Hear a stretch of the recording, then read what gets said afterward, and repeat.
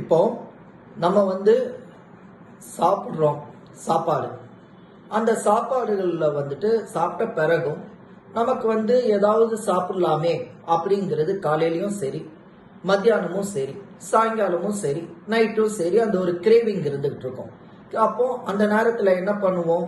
Dark chocolate எடுத்துக்குவோம், pizza இந்த மாதிரி ஜங்க்ஸ் எடுத்துக்குவோம், அதே இது மாதிரி காஃபி எடுத்துக்குவோம், சுகர் எடுத்துக்குவோம், அல்ட்ரா ப்ராசஸ்டு ஃபுட்ஸ் எடுத்துக்குவோம். ஆனால் இதுக்கு பதிலாக நம்ம நம்ம ஹெல்த்தையும் கெடுத்துக்காம நல்ல ஒரு ஆரோக்கியமான ஃபுட்ஸ் எடுத்துக்கிட்டா நல்ல சத்துகள் நம்ம உடம்புக்கும் கிடைக்குமே. அப்போ அதை நம்ம என்னெல்லாம் சாப்பிடலாம் அப்படிங்கிறது தான். அவகேடோ சாப்பிட்டோம் அப்படிங்கும்போது நமக்கு நல்ல மெக்னீஷியம் சத்து நமக்கு நல்லா கிடைக்கும். கிரீன் லீஃபி வெஜிடபிள்ஸ் கூட நம்ம சாப்பிடலாம். அதே மாதிரி கால்சியம் சத்து கிடைக்கிறதுக்காக நம்ம இப்போ ஒரு சீஸ் எடுத்துக்கிட்டோம் அப்படின்னா, இல்ல மில்க் ப்ராடக்ட்ஸ் எடுத்துக்கிட்டோம் அப்படின்னா நல்ல கால்சியம் சத்து நமக்கு கிடைக்கும்.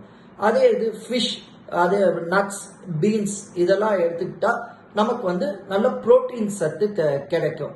விட்டமின் பி கிடைக்கணும் அப்படிங்கும் போது நம்ம நல்லா சிக்கன் எடுத்துக்கலாம், ஸ்வீட் பொட்டேட்டோ எடுத்துக்கலாம்.